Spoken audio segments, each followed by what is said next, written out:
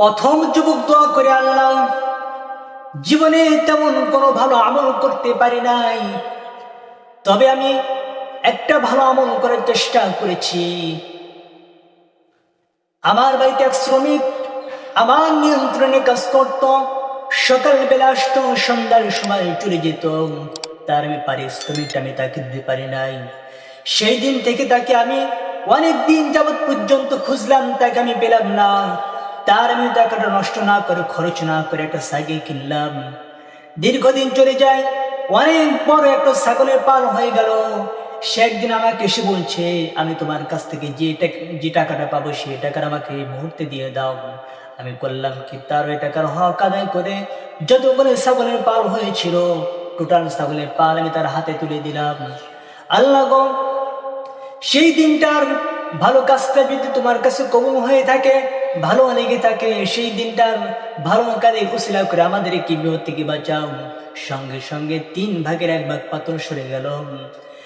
এরপর দ্বিতীয় যুবক দোয়া করে, আল্লাহ, জীবনে তেমন কোনো ভালো আমল করতে পারি নাই, তবে আমি একটা ভালো আমল করার চেষ্টা করেছি।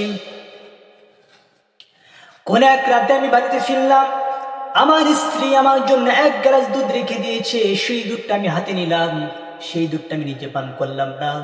আমার ছোট্ট সন্তান ছিল, সেই দুধটা পান করার জন্য কান্নাকাটি করে, সেই দুধটা আমি নিজে পান করলাম না। আমার সন্তানকেও দিলাম না, আমার স্ত্রীকেও দিলাম না।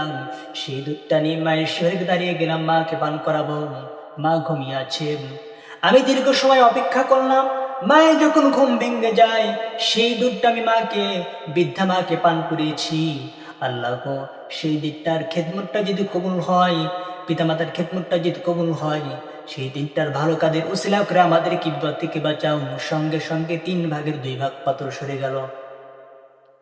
এরপর তৃতীয় যুবক দোয়া করে, আল্লাহ, জীবনে তেমন কোনো ভালো আমল করতে পারি নাই, তবে আমি একটা ভালো আমল করার চেষ্টা করেছি।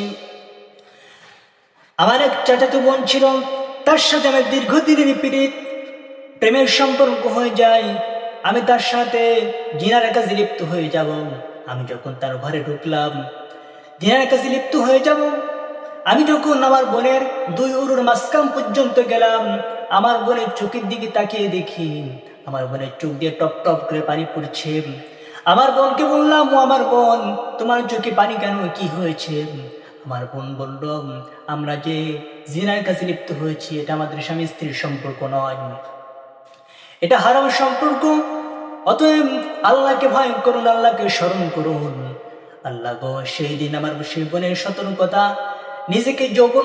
নিজের যৌবনকে কন্ট্রোল করেছি, যে নিজের যৌবনকে নিয়ন্ত্রণ করে, তোমাকে ভয় করে, জাহান্নামের কথা স্মরণ করে এদের যৌবনকে কন্ট্রোল করেছি।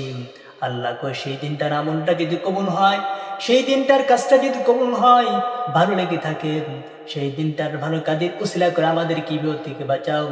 সঙ্গে সঙ্গে টোটাল পাথর সরে গেল। 3 যুবক আশ্রয় নিয়ে বাড়িতে চলে গেল। আমার ভাইরা, আমার বন্ধুগণ, এই ঘটনা থেকে আমরা 3টা জিনিস শিক্ষা গ্রহণ করতে পারি। নাম্বার 1 হলো, শ্রমিকের ন্যায্য প্রাপ্য তাকে বুঝিয়ে দিতে হবে। নাম্বার 2 হলো, পিতামাতার খেদমত করতে হবে। নাম্বার 3 হলো, যুবকরা যারা আছো, নিজের যৌবনকে কন্ট্রোল করতে হবে, যৌবনকে নিয়ন্ত্রণ করতে হবে। আল্লাহ রাব্বুল আলামিন আমাকে সুন্দর চেহারা দিয়েছেন, 2টো চোখ দিয়েছেন, কান দিয়েছেন, জিহ্বা দিয়েছেন। আমার ভাইয়ের, আমার বন্ধুগণ, এই চোখ দ্বারা, কান দ্বারা, হাত দ্বারা, পা দ্বারা আল্লাহ তাআলার গোলামি করতে হবে, দাসত্ব করতে হবে। আমরা এই পৃথিবী থেকে থাকতে আসি নাই, সবাই একদিন আমরা পৃথিবী থেকে চলে যাব। এই পৃথিবীর কেউ আপন নয়।